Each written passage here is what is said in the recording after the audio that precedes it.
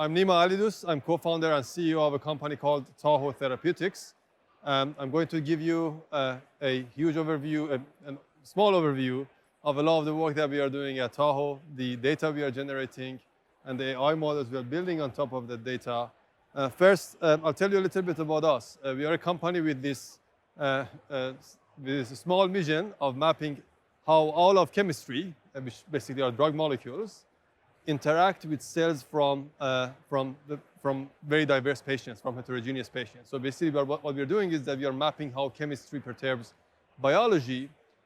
And the reason we are doing that is to find new cures and better cures for a variety of diseases that are afflicting us humans. And we are starting with cancer for that. I'm going to take a huge step back and provide a framework for us to be able to comprehend a little bit the kind of work that we are doing. Around 3 decades ago, we started collecting a huge amount of information, data, text, images, videos on the internet. So this became a corpus of human knowledge that we have collated, and we are growing it over and over for 30 plus years. The thing that we got really good at towards the end of the 90s was searching through this data, and we have gotten even better than that over the last 20, 25 years, where we have been able to index all of this information. So the information is really at the tip of our finger. Anytime we want to query it, we want to find some nugget of information that's relevant to the task that we want to accomplish, we just search it. We go to the Google and we search it, and we can find the information. And as you know, search has gotten a lot better over the last 3 decades. But one inflection point that started to happen around 2 years ago, 3 years ago, was that not only were we now capable of searching through the data that we have collated on the internet, now we are capable of going beyond it. We can actually learn from that data. We can train AI models on that data and use that to go beyond whatever that's already within the data, whatever that's contained within the data that has been accumulated in the internet. And that's the whole revolution associated with language models, particularly with the advent of ChatGPT and equivalents after the launch in late 2022. Now, to take a step back, basically what we have done over the last 30 years is what we started with an internet that we built all of us together.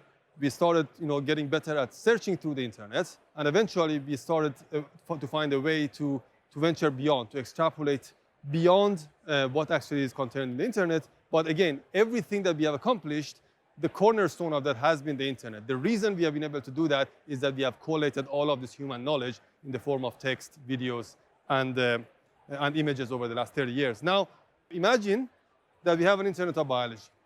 An equivalent, an analogous kind of data set that allows us to map how different genes in different cells from very different humans actually function, how they drive disease, and how those kinds of biological entities interact with chemical modules, which are drugs, basically. Imagine we have that kind of an internet, and basically, imagine we can do the same kind of things that we accomplished with the text data and the image data using these biological data sets. That would basically allow us to search within this kind of corpus of biological data to find ideas around how different genes malfunction and drive disease, how different cells actually, for example, become cancer cells and they act in an undesirable way. And what are the drug molecules out there, what are the chemical entities that we know of that we can use in order to cure them. Not only can we use that data set for this kind of search I'm outlining, again, very similar to the kind of AI models that we have been training on language over the last few years, maybe we can also train AI models on this internet of biology so that we can extrapolate beyond it. We can actually find new chemistry, new chemicals that could act as drugs, chemicals that we have never synthesized, they have never been in the physical world before. It's a great vision, but sadly, the reality is that we just don't have that internet of biology today. The reason for it is that generating that data I was talking about, basically how drugs interact with different cells from different patients, it's a very unscalable thing. It's the experiments to run that you have to run in order to generate that data is very tough to do. They're very tough to scale. Now, to give you a sense of the numbers, the information that we have on the internet, particularly on the text side, the number of tokens that it has provided for us in order to train those language models, is in the order of tens of trillion tokens. For biological data, the drug-perturbed cells of patients, the amount of data that we have is in the order of 10 billion. So it's in the order of billions of tokens that we can actually use in order to train these models.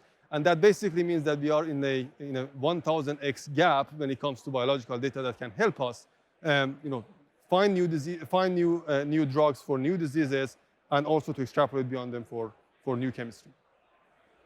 That's exactly where we come into play. So the core technology that we have invented at Tahoe is the ability to scale those kinds of experiments that map how different types of chemistry, how different types of drug molecules interact with cells from very diverse sets of patients. And that's really the way, that's really the technology that has allowed us to scale and actually take a huge step towards building this Internet of biology. In fact, we put it to work towards the end of last year, and we generated what's called Tahoe 100, which is the largest data set, the largest atlas that maps how different drugs interact with cells from different types of patients. It contains 100 million single-cell data points. It's equivalent to hundreds of billions of tokens. And these are cells from different patients. There are 50 different patients. And these cells have been treated by one of 1,200 different treatments. This corpus of data, again, hundreds of billions of tokens already, this corpus of data is 50 times larger than all of the publicly available perturbative data sets that are out there, basically data sets that have been measuring how drugs interact with cells combined. And those data sets have been generated over the last decade. We generated this data set in a matter of around 2 months. So this is a completely new way of doing things. This is a completely new kind of paradigm in terms of generating the data that could form the basis of what we call the Internet of Biology. We are so confident about our ability to generate this data at massive scale that we actually entirely open sourced the Tahoe 100 dataset. And that turned out to be a very seminal moment in biology. This happened around 3 months ago now. And since then, 45,000 times this dataset has been downloaded. This is the first for the biological datasets of this scale. And on Hugging Face, which is the place that people share datasets, we have been on the top 0.05 percentile of trending datasets out there. And this is basically competing with datasets that are being released by Anthropic, but by OpenAI, by NVIDIA, in the text and generally in the language, image, and video domain. So for the first time, we have generated biological datasets that are actually providing the same kind of power that other modality of data that have enabled LLMs can actually accomplish. Now, we talked about the internet and how it led us to the revolutions in search, and then later for AI models that can extrapolate beyond the information that's contained in the data. So let's actually replicate that for biology. Now that we are getting closer to having that Internet of Biology, can we step towards the same kind of ambition? And that's what gets me to the exciting announcement that we have to make today. We are releasing what's called Tahoe Dive. We partnered with a fantastic team from a company called Kepler AI. It's a new startup with a very, very superstar team, ex-Databricks folks that are building this amazing solution. And we teamed together to build this natural language interface, an AI agent that allows you to interact with this massive data set. I told you about 45,000 times that people have been downloading this data set over the last couple of months. Most of the people who have been downloading it are ML scientists and bioinformaticians. They are the people who are hardcore programmers. They know actually what they're doing. They can actually download, a data set of a 1 terabyte data set and manipulate it and query it. But what we wanted to do was to get this to the hands of cancer biologists and other types of biologists that can actually use this data to hunt for drugs and hunt for targets for drugs. And that's why we built Tahoe Dive.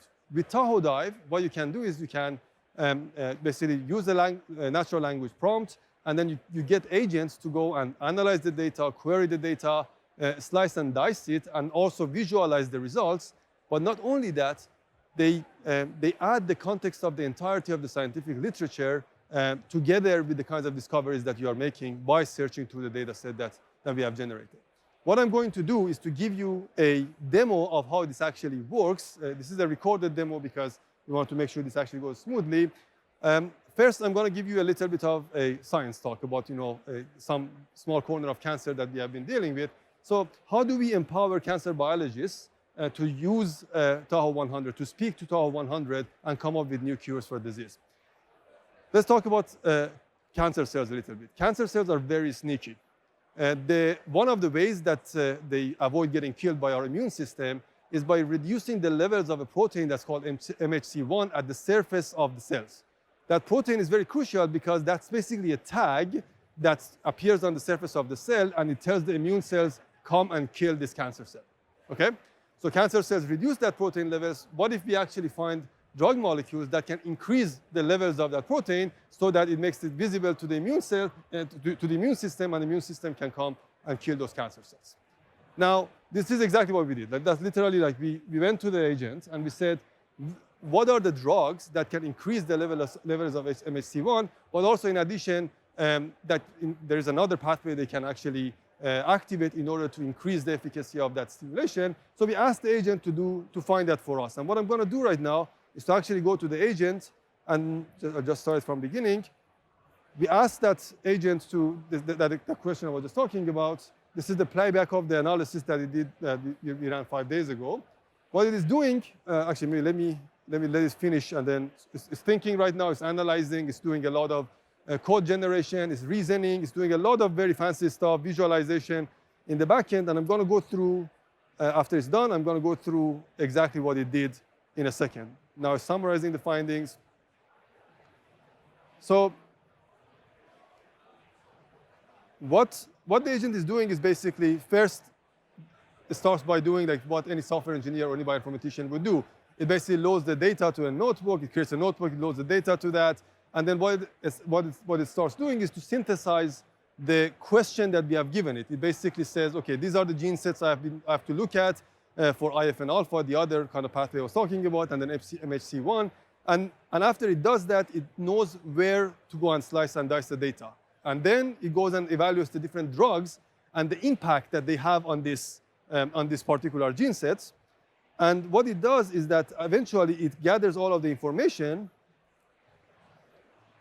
to give you a sense of what are the drugs that activate both of these different pathways. Basically, what are those drugs that can increase the MHC1